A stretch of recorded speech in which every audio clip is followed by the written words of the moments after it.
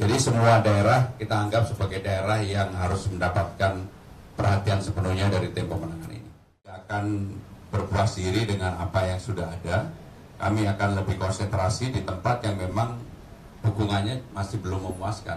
Contohnya di beberapa daerah di Jakarta Selatan, Jakarta Timur. Kalau dilihat konsentrasi saya keliling kan sekarang ini lebih banyak di timur dan selatan. Walaupun kami tidak pernah meninggalkan basis utama di utara dan barat.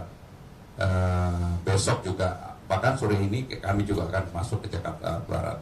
Jadi semua daerah kita anggap sebagai daerah yang harus mendapatkan perhatian sepenuhnya dari tim pemenangan ini. Yang berikutnya untuk pertemuan saya dengan Pak SBY, saya merasa beliau menyambut sebagai kakak, sebagai orang tua yang berpengalaman panjang. Bahkan ketika dengan saya dan Bang Dul, beliau kalau memanggil saya kan sahabat saya gitu. Karena saya memang juga mengemari lukisan beliau. Saya udah dari sebelum ada Pilgub ini, dari 3 bulan yang lalu saya udah memesan ke beliau untuk mengoleksi lukisan beliau. Tetapi saya nggak mau dikasih. Jadi saya akan mengoleksi lukisan beliau sesuai dengan katalog yang ada di tempat beliau berapa yang harus ini. Karena saya betul-betul mengapresiasi dan lukisannya luar biasa, di luar dugaan. Menurut saya lebih baik, lebih bagus daripada yang dilihat di media atau melalui TV. Itu yang ingin kami sampaikan. Untuk pertemuan dengan Mas Anies, Pak Jokowi, dan juga Pak Prabowo, tentunya kami akan agendakan yang dalam waktu dekat yang akan kami lakukan adalah bertemu dengan Mas Anies, karena memang udah waktunya untuk bertemu dengan Mas Anies. Kalau dengan Pak Jokowi, walaupun minggu depan saya ketemu, tapi ketemu personal, bukan ketemu sebagai calon. Saya akan meminta waktu beliau kalau nanti beliau sudah di atas tanggal 20 Oktober. Karena beliau sudah bukan lagi presiden, tetapi mantan gubernur Jakarta. Selamat siang Mas Pram, saya Agnes dari Berita 1. Izin bertanya untuk strategi kampanye ke depan, apakah akan berfokus atau mencoba menggait generasi muda atau Gen Z? Karena kemarin kan juga sempat mengadakan acara serupa nyalain Pram tuh di Jakarta Selatan. Apa kedepannya akan melakukan hal serupa lagi? Dan apakah akan memanfaatkan sosial media seperti mungkin Instagram atau TikTok untuk lebih memperkenalkan diri ke masyarakat, khususnya anak muda? Mungkin bisa di-spill nantinya. Kemudian kemarin juga kan Mas Pram juga sempat menjawab berbagai macam keluhan atau masukan dari masyarakat, terutama soal Persija, kemudian soal akses ke JIS dan sebagainya. Nah, apakah hal-hal itu nantinya bakal menjadi penekanan saat Mas Pram memperkenalkan diri kepada masyarakat? Terima kasih. Yang pertama, tidak bisa dipungkiri bahwa cara berkampanye dari waktu ke waktu harus ada perubahan. Saya belajar banyak, karena sebelumnya mungkin ketika saya menjadi orang terdekat yang mendampingi Pak Jokowi maupun Bu Mega pada waktu maju sebagai presiden, pertarungan pada waktu itu berbeda dengan sekarang.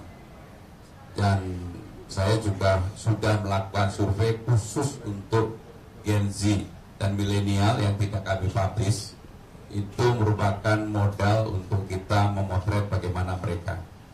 Bahkan perilaku yang sebelumnya tidak kami bayangkan, terutama saya pribadi, walaupun disertasi saya, doktor saya itu tentang politik komunikasi, saya nggak membayangkan ternyata sekarang ini perubahannya begitu drastis ketika sebagai akibat media sosial yang luar biasa. Maka kalau dilihat, saya ini adalah orang yang mau belajar, dan saya juga kaget ketika diajarin oleh anak saya dan temannya untuk TikTok. Kalau dilihat TikTok saya, yang menjawab apa yang mengkritik bahwa saya adalah dianggap sebagai orang siapa, saya jawab dengan apa, ternyata responnya luar biasa. Sehingga dengan demikian ini proses pembelajaran yang kami jalankan, dan bagi saya harus mengupdate itu. Maka kalau dilihat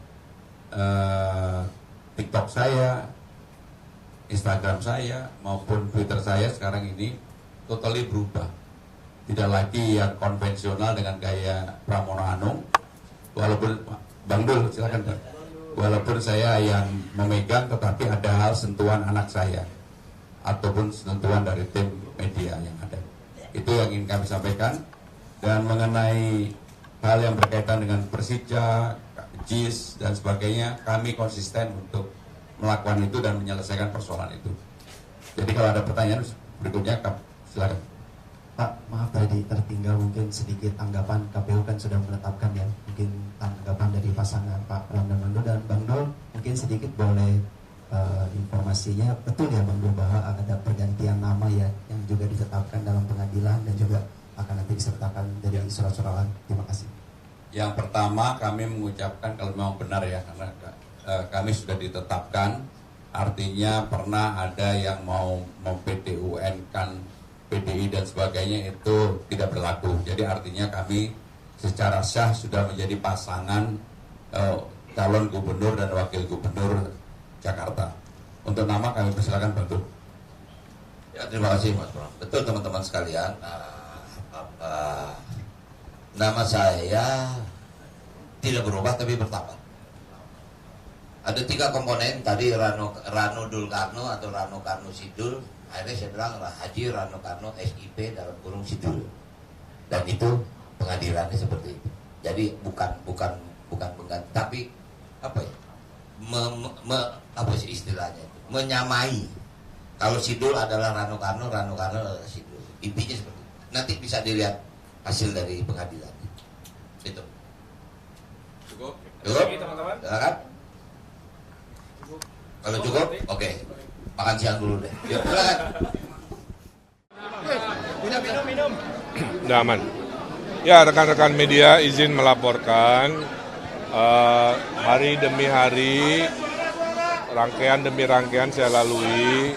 Salah satunya adalah sekarang sejumlah 64 kelompok relawan sebanyak itu ya, dan ormas dari berbagai wilayah Jakarta, dari skala RW kelurahan sampai skala kecamatan-kecamatan mendeklarasikan dalam acara deklarasi dukungan berhimpun dalam kelompok forum silaturahmi Bang Emil teman kita, kira-kira begitu.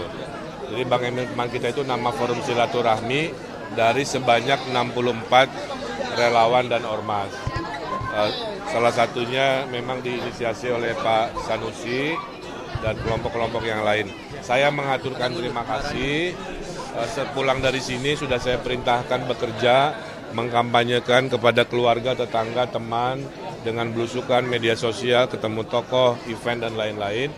Mudah-mudahan setelah besok ada penomoran dan tanggal 25 hari kampanye pertama dimulai, gerakannya sudah mulai nyata karena sudah masuk masa kampanye selama 2 bulan. Waktunya sangat pendek, mudah-mudahan pasangan Ridho bisa meraih kemenangan dalam 1 putaran, di mana mayoritas dukungannya datang dari elemen-elemen masyarakat sendiri. Baiknya terkait prosesnya gimana Bang? Untuk bentar lagi kampanye ya? Ya, itu ada di Pak Ariza, sebenarnya udah selesai, tinggal tanya beliau aja kalau minta detailnya. Konfirmasi berarti tinggal pengumumannya? Tinggal pengumumannya udah selesai. Hah? Oh, nggak ada, nomornya sama aja. Waktu wali kota saya nomor 4, waktu pilgub saya nomor 1, menang-menang aja. Jadi tidak ada angka-angka spesial lah ya. Kalau dari Kimnas? 200 juta tuh, dan itu kan tiap tahun Pak. Dengan RW ada 2000 sekitar 2000-an di Jakarta, itu cukup nggak sih APBD-nya Pak? Mana? Dulu wali kota Bandung aja bisa 100 juta per RW, apalagi Jakarta dengan anggarannya. Udah dihitung aman. Ada permintaan sendiri nggak Pak RK dari Kimnas Pak RK? Soal program Kang Emil yang meminjamkan uang tanpa agunan atau kredit mesra kepada masyarakat, itu kan dikritik katanya menumbuhkan semangat pinjol atau pinjaman-pinjaman seperti itu Kang, berhutang gitu. Nah Kang Emil menjawab keresahan ini bagaimana Kang? Justru itu jawaban supaya mereka tidak kepinjol, dikelola oleh pemerintah. Kalau diserahkan kepada hukum pasar, mereka jadi korban pinjol. Untuk melawan pinjol, maka pemerintah mengorganisasikan cara-cara pinjaman yang bisa dikendalikan dengan baik oleh peraturan pemerintah. Kedua, sudah saya buktikan, bukan gagasan baru. Silahkan Google, namanya Kredit Mesra Jawa Barat. Tadi di KPU katanya kan bakal ada 3 debat nih Bang. Ada persiapan nggak sih untuk? Masalah, udah 2 kali pilkada, tiap pilkada 3 kali debat, kali 6 berarti udah pernah 6 kali debat. Jadi persiapan yang penting saya berbasis data, berbasis solusi, berbasis pengalaman. Strategi khususnya nggak? Nggak ada, yang penting doain sehat aja. Terakhir, PON kemarin Jawa Barat mengalahkan DKI, seperti apa tanggapannya? Ya namanya juga PON, ada menang ada kalah. Jadi ya biasa aja itu mah. Setiap daerah berusaha semaksimal mungkin. Kalau saya Gubernur Jakarta ya berusaha semaksimal mungkin supaya juara, itu aja. Dulu di zaman sebelumnya ya saya berusaha jadi juara. Dan alhamdulillah dikabulkan. Mudah-mudahan jadi Gubernur Jakarta, Jakartanya juga juara. Amin.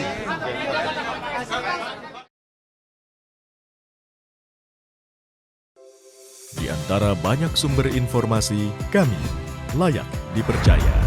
Karena kami menggali lebih dalam, berpihak pada kebenaran, berpegang pada data dan fakta, agar layak Anda jadikan referensi. Kompas TV, independen, terpercaya.